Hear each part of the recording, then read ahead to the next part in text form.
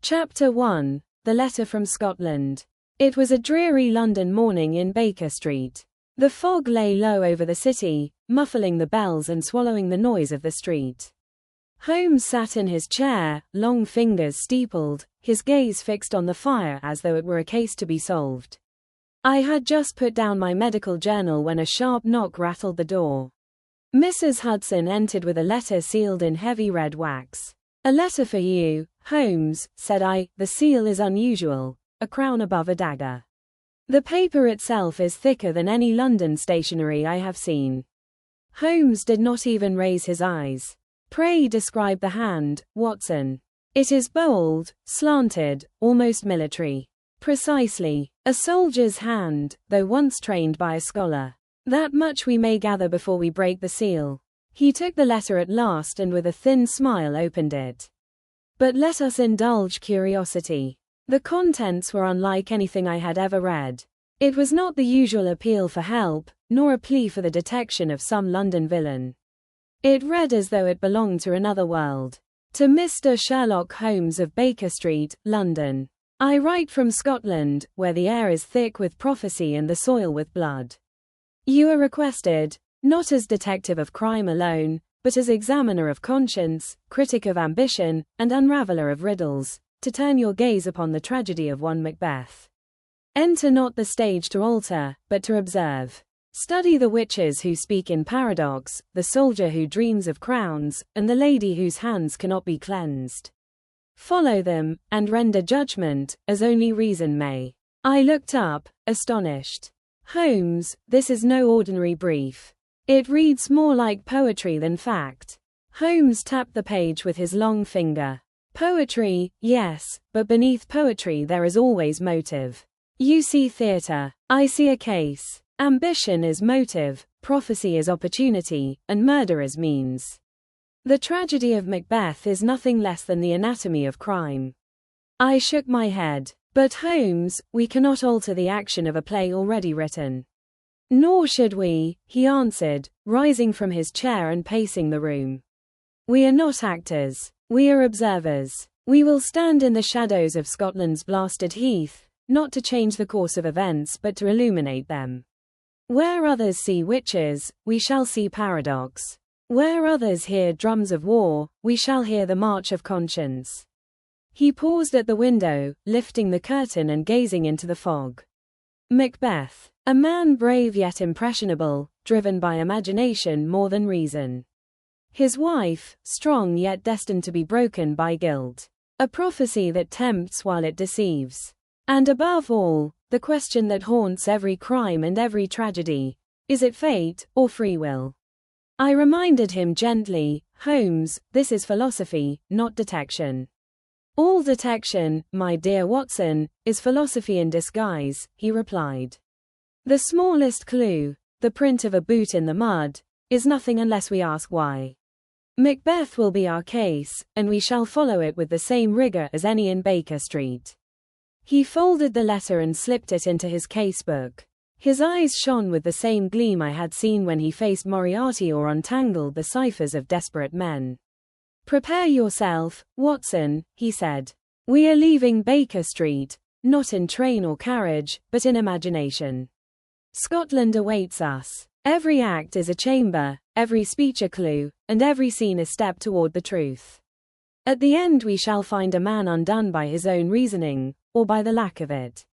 And so began our strangest case, not in Whitechapel nor the alleys of London, but in the echoing corridors of Shakespeare's Macbeth.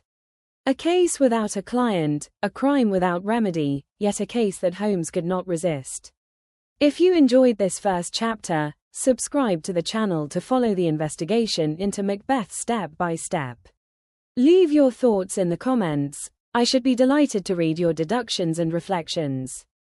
Chapter 2. The Witch's Code. The heath stretched before us like a wound upon the earth, a place neither village nor battlefield, but something older, rawer, and more desolate. The storm rolled above, and in its light we saw the three withered shapes. Their speech, jagged and broken, carried on the wind. "When shall we three meet again? In thunder, lightning, or in rain?" Holmes inclined his head. You notice, Watson, that Shakespeare begins not with men but with voices of disorder. Compare it with the Greeks. Aeschylus begins with a watchman, Sophocles with a priest before an altar. In both cases the opening situates us in civic duty. Shakespeare, however, throws us into chaos at once. It is a masterstroke. He unsettles the audience before they know what the play is about. Thunder is not merely background sound, it is a proclamation of the unnatural. I asked him, but are these witches to be taken seriously? Surely the playwright does not expect us to believe in such creatures? Holmes smiled faintly, as if at the question of a schoolboy. On the contrary, he expects us to take them as seriously as his audience did. Remember, Watson, King James himself had published his Demonology, affirming witches as agents of the devil. In Europe, thousands of women were burned because of such beliefs. The stage here is not fanciful, it is political. The witch's presence flatters the king's own obsession with witchcraft while also dramatizing a wider truth, that human beings fear what they cannot control, and so they invent figures to embody their fears. He began pacing, his coat swinging with each deliberate step. The witch is the incarnation of inversion. In Germany, they were accused of turning milk sour. In France, of dancing with demons. In England, of muttering charms that withered crops. Always, they were imagined as undoers of the natural order. That, Watson, is precisely what Shakespeare requires for his tragedy. Macbeth will not be destroyed by external armies at first, nor by chance, but by a disturbance of the natural moral order, one that begins here, with these paradoxical voices. The three chanted together, "Fair is foul, and foul is fair. Hover through the fog and filthy air." Holmes gestured toward them. Here, in 2 lines, Shakespeare states the principle of the play.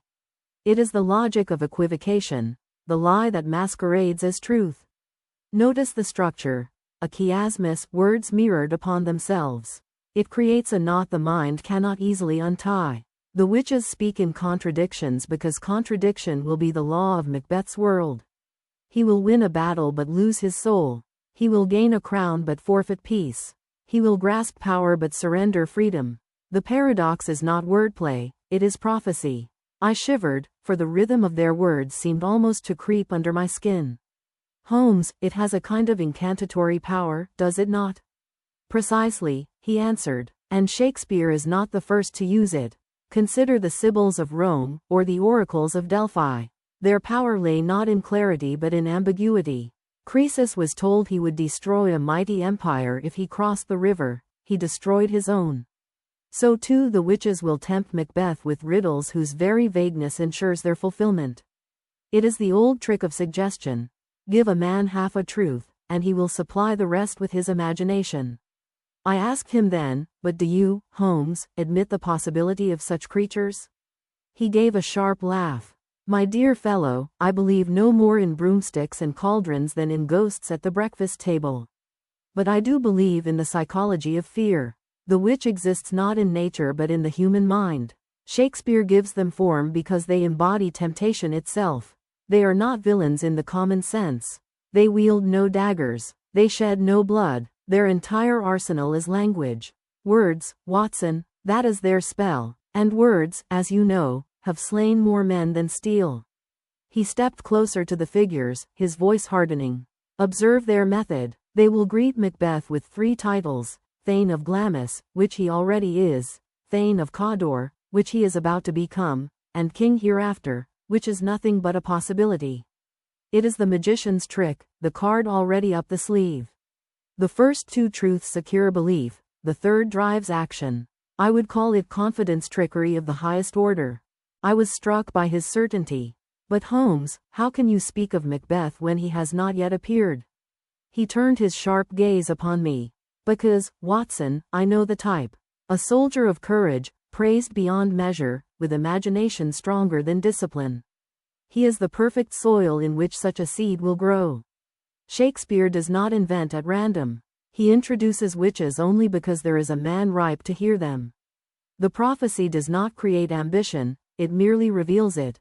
The witches hissed as if in protest, then turned their crooked fingers toward us. Clever man of logic, one shrieked. You name him before he arrives. But can you resist the destiny we weave? Holmes answered coldly, destiny is but a cloak men use to cover their desires. Macbeth will choose. You do not weave his fate. You merely whisper the excuses he craves. His crime will be his own. At this, the three gave their shrill laugh and vanished into the fog. Yet the laughter was uneasy, as though Holmes had robbed them of their secrecy.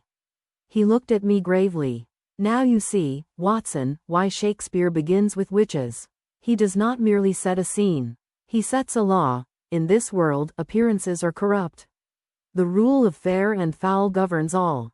Every banquet, every prophecy, every greeting must be doubted. It is the rule of tragedy as it is of detection, trust nothing without proof. And Macbeth, alas, will never learn that lesson. That concludes Chapter 2, The Witch's Code.